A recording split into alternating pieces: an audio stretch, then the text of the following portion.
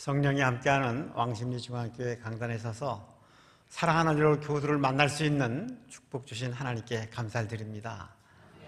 우리 회장님의 기도, 영광 찬양대의 찬양 하나님께서 기꺼이 받으시리라 믿습니다. 또 존경하는 양 목사님 저를 단에 세우셔서 감사하고요. 병원에서 환우들에게 복음을 전하는 일을 오래 했었습니다. 하루는 아주 늦은 시간 퇴근하는 길에 응급실에 들렸는데 아주 소란스러워요. 맹장이 터져서 복막이 돼서 그래서 길에 쓰러져 있는 젊은이를 경찰이 데려왔는데 빨리 수술을 해야 되는데 피가 없다고 그러는 거예요. 당직 의사가 저를 보더니 깜짝 반가우면서 목사님 혈액형이 뭐예요? 나 B형인데 그랬더니 잘 됐습니다. 이 양반이 B형인데 한 병 뽑아주셔도 건강에 지장이 없을 겁니다. 그러는 거예요. 어떻게 하면 좋아요? 그 당시는 수술할 때 피가 필요하다고 하면 반드시 보호자가 현금을 주고 피를 사와야만 수술하는 그런 때였습니다. 피를 팔아서 생계를 유지하는 그런 시기였습니다. 어떻게 하면 이 장면을 모면할까? 하나님, 피할 길을 인도해 주세요. 극복할 지혜를 주세요. 막 기도하고 있는데 문득 여러분이 너무나 잘 아는 선한 사마리아 사람 비유가 생각이 났어요. 잘 아시잖아요, 여러분. 길 가다가 불행하게 못된 놈 만나서 얻어맞아서 죽을 지경이 됐죠. 한 사람, 두 사람 그냥 지나갔습니다. 세 번째 사람, 사마리아 사람 걸음을 멈추고 좀 위험을 무릅쓰고 막 가까이 가서 직군과 같으면 자기가 가지고 있는 구급약으로 응급처치를 하고 자기 자동차 싣고 병원에 데려다 입원시키고 치료비 내줬다. 그런 얘기잖아요. 잘 치료해 주세요. 치료비가 더 들면 내가 여행 끝나고 돌아올 때 갚을게요. 그리고 길을 떠났다. 너희들 이와 같이 하라고 그러니까 여러분 지금 아멘 그랬습니다. 아멘 그러기만 하면 본 받는 건가? 30절 말씀해 보니까 강도들이 옷을 벗기고 때려 그만 죽게 된 것을 버리고 갔더라. 얻어맞아서 죽을 지경이 됐다고 하는 걸 뭐 얼마나 많이 상처를 입고 피를 흘렸을까? 사마리아 사람이 병원에 데리고 갔는데 너무 출혈이 심하니까 의사가 사마리아 사람한테 헌혈하라 그러면 어떻게 했을까? 헌혈했겠네 이런 생각이 문득 들어서 시쳇말로 죽게 아니면 까무러치기로 처음 헌혈을 했었습니다. 보름 후에 건강이 회복이 되어서 퇴원하게 되는 이 22살 먹은 젊은이를 만나게 됐는데 얼마나 감격스러운지 모릅니다. 두려운 마음으로 피를 좀 줬는데 한 생명을 살리다니. 예수님 나를 위해서 온 몸에 피를 다 하셨다고 고백을 하는데 나도 한 생명을 위해서 피를 줬네. 나도 예수님 많이 닮아가네. 즐거운 거예요. 하나님, 왜 저에게만 이런 기쁨을 주십니까? 이 기쁨을 어떻게 온 국민과 함께 공유할 수 없을까요? 기도를 하니까 네가 그러면 헌혈하면 될 거 아니야. 이게 하늘의 음성이 막 들리는 것 같아요. 하나님께서 저에게 주신 사명으로 알고 1968년부터 우리나라에 처음으로 헌혈운동을 시작하게 됩니다. 물론 피에 대해서 좀 리서치를 했죠. 사람 누구나 다 피를 가지고 있으니까 피 한 병 달라고 그러면 피 주실 거잖아요. 참 재밌겠다. 그렇게 시작을 했는데 아니었습니다. 저는 헌혈운동을 시작하면서 그 고등학교 때, 대학교 때 사귀었던 그 다정한 친구들을 다 잃어버렸습니다. 만날 때마다 얼마만이야? 오래간만이야? 피 한 병을 뽑자. 막 드라큘라를 만나는 것 같아. 요즘에 젊은 목사들이 제 전화를 잘 안 받아요. 전화 받아봐야 신장 하나 떼어줘. 간 떼어줘. 그런 얘기를 하니까 견딜 수가 없었습니다. 1970년 하나님께서 저희도 사랑하는 딸을 주셨어요. 병원에 뛰어갔지요. 그 막 태어난 어린 생명을 보는 순간 너 많은 아빠의 뜻을 따르겠지 아가야. 한 병을 뽑을 수 없을까? 이런 생각이 드는 거예요. 아니 안 돼. 16년 후에 한 병을 뽑아. 이름을 박뽑기라고 지었습니다. 1년의 아들을 주셨는데 박헌이라고 그렇게 이름을 지었습니다. 사람의 피 한 병으로 보였습니다. 그런 신념을 가지고 하나님께 죽기 살기로 매달렸습니다.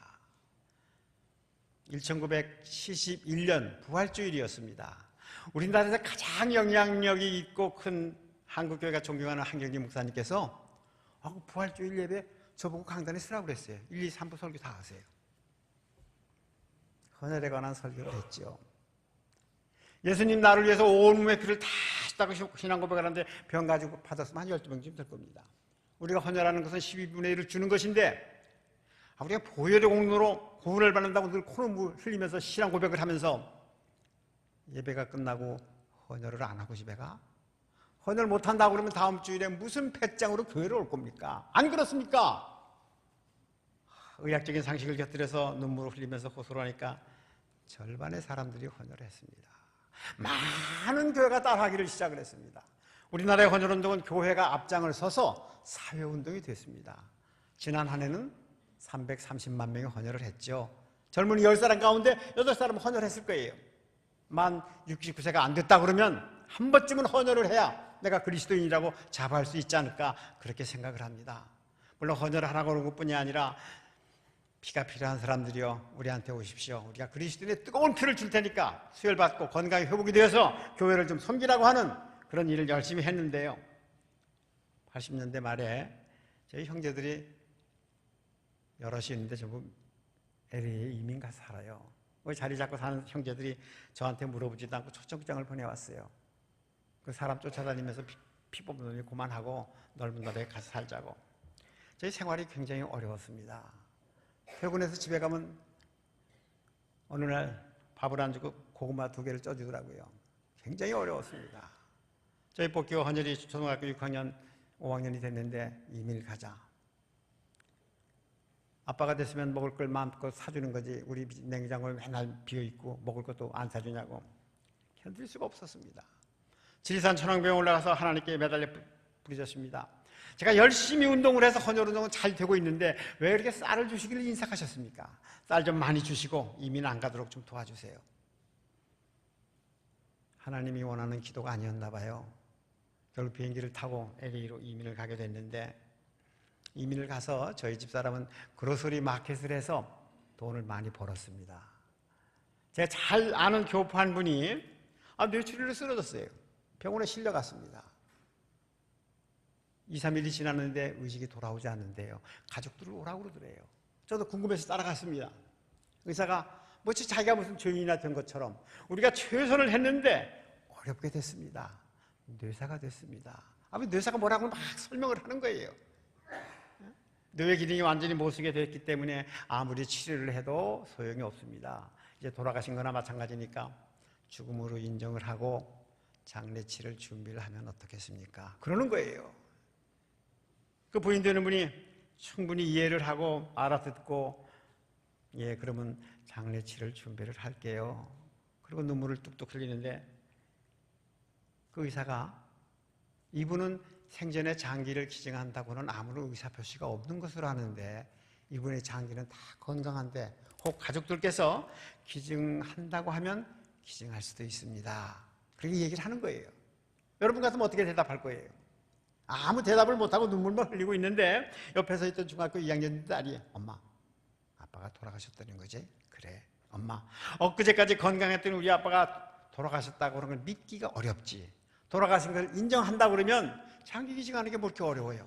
아빠의 각막에 누군가에 옮겨가서 누군가가 아빠가 보지 못했던 세상을 본다 그러면 아빠의 심장이 다른 사람에게 옮겨서 누가 산다 그러면 엄마, 내 생각에는 기증한다고 그러는 게 좋을 것 같은데 엄마가 꿈쩍을 안 하더라고요. 그 다음 날이 돼서야 엄마와 딸이 병원에 와서 쓸 수 있는 장기가 있으면 다 기증하겠습니다. 서명을 하니까 심장은 샌프란시스코로 가는 피츠버그로 필요한 환자를 장기가 옮겨가서 수술되어주는 그런 장면을 쫓아다니면서 봤습니다.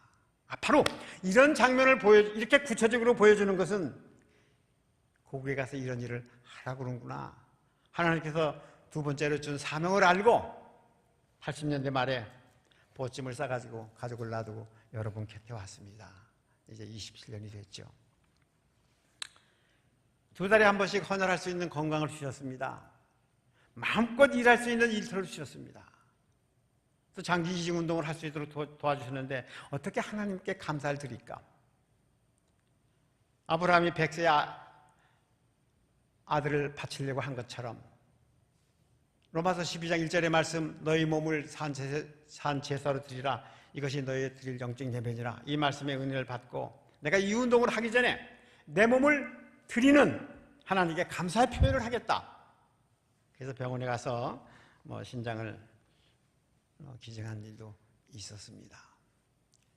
피도 장기가 하나입니다. 인공적으로 만들 수가 없기 때문에 건강한 사람이 줘야 되는 거죠. 여러분 보편화됐잖아요. 또 백혈병 앓는 어린아이를 위해서 골수를 기증하자 그럽니다. 이제 보편화되어 가고 있죠. 두 개 중에 하나 신장을 기증할 수가 있습니다. 간은 하나인데 간을 반쯤 띄워줄 수도 있습니다. 췌장의 일부를 띄워줄 수도 있습니다. 아까 화면에 잠깐 나온 어느 목사님은 신장도 기증하고 간도 기증하고 췌장도 기증하겠다 그러고 아직 나 줄 것이 남아있다고 그런 고백을 하는 장면이었죠.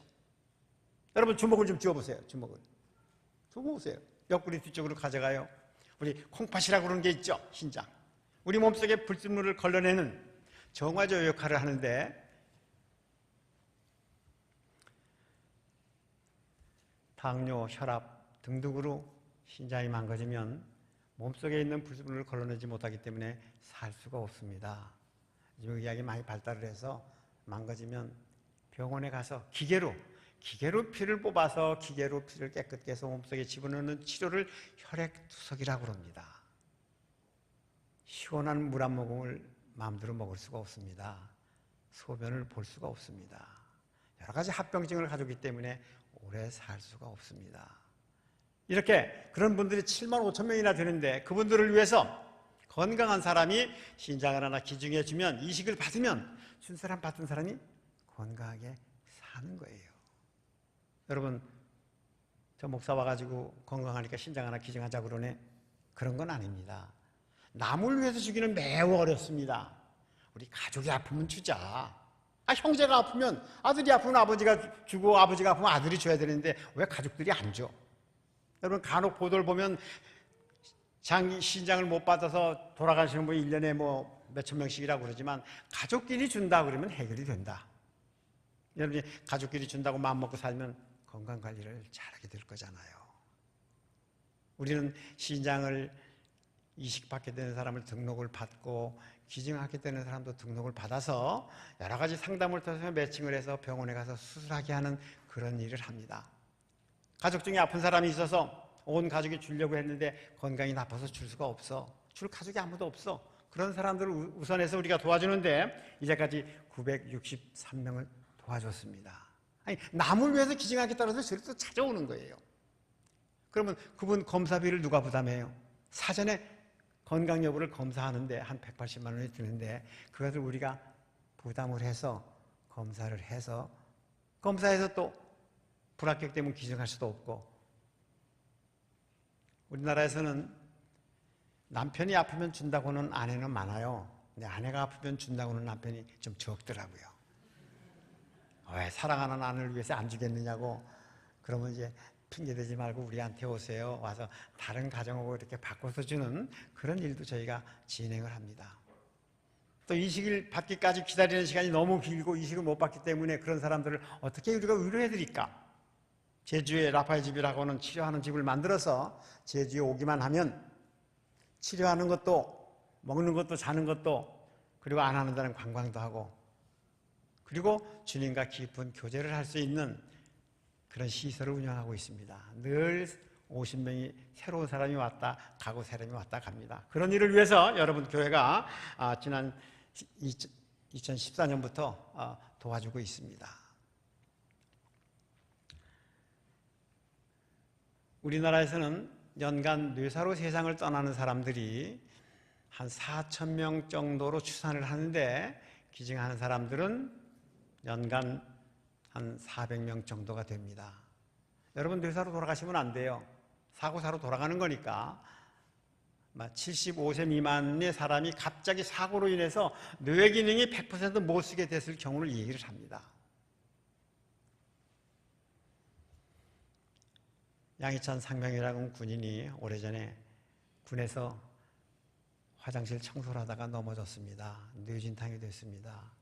아산병원에 실려와서 뇌사가 분명하다. 그래서 장기를 7사람에게 기증했습니다. 그 어머님이 홀로 사시는 분인데 그 갑작스러운 죽음을, 그 슬픔을 딛고 결정을 해서 여러 사람을 살렸습니다. 그래서 저희는 그 불행한 죽음을 남을 살리는 축복받은 죽음으로 바뀌었기 때문에 뇌사인 죽음이 축복받은 죽음이라고 그렇게 표현을 합니다. 예수님께서 세상에 오셔서 온 몸을 다 주심으로 해서 온 인류의 기쁨이 되었듯이 그래서 군에서는 그 당시에 홀로 시골로 사는 어머님이 그 어려운 좋은 결심을 했다. 1,000원, 2,000원 모금을 했는데 1억 5천이 모금이 됐어요. 당시 육군 참모총장이 그 부산까지 가서 권사님에게 드리니까 안 받았습니다. 그 받으면 자식 죽은 대가로 받는 것 같아서 못 받겠습니다. 여러 사람은 살렸다고 하는 것으로 충분히 은혜를 받았습니다. 안 받았습니다. 그래서 그 아들이 군에 복무했던 군 부대 앞에 이렇게 기념비를 세운 그런 일이 있었습니다. 우리 한국 사람들은 눈동자가 검죠. 검은 눈동자 앞에 투명한 하나 막이 쓰여 있습니다. 그걸 각막이라고 그러죠. 빛을 받아서 시신경에 전달을 하는 일하고 안구를 보호하는 일을 하는데 후천적 질병으로 인해서 각막에 손상을 입어서 못 보게 되는 경우가 생깁니다. 어떻게 하면 좋아요? 우리나라는 시각장애인들이 22만 2천 명인데 10%는 각막을 이식을 받으면 본다 그럽니다. 어떻게 하면 좋아요?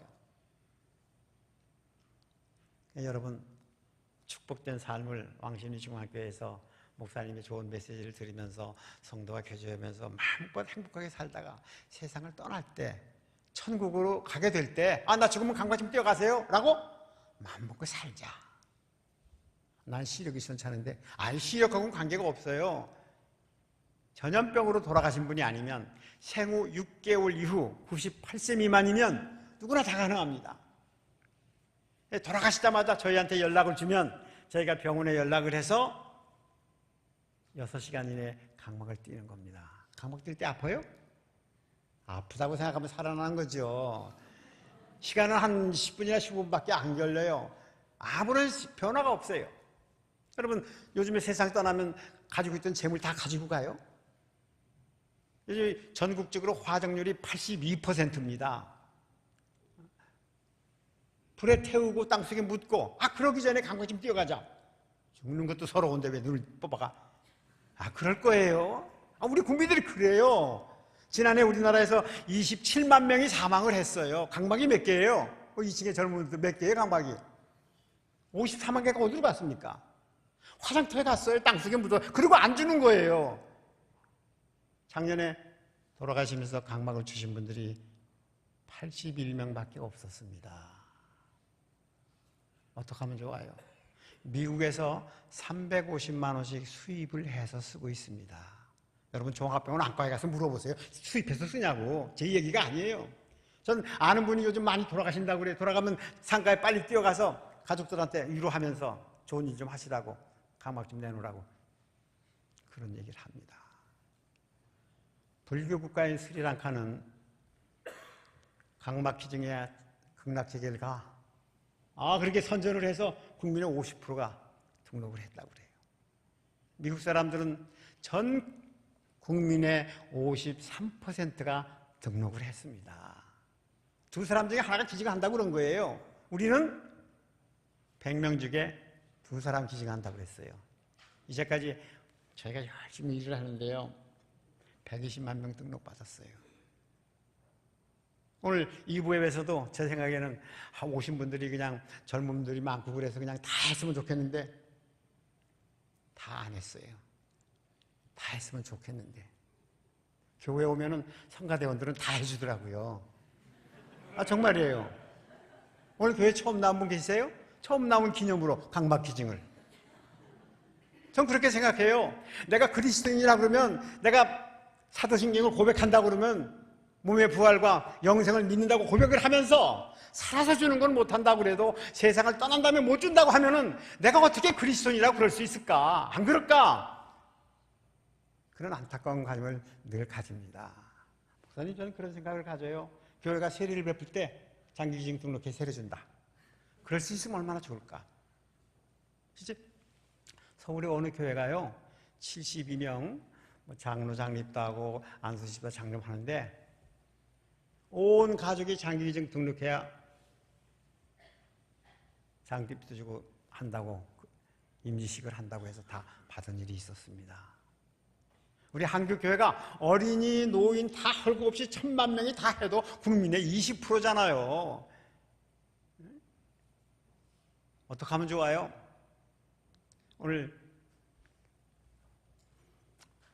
12시 25분쯤 설교를 끝내라고 그랬는데 여러분이 다 한다고 할 때까지 더 계속 하려고 그래요.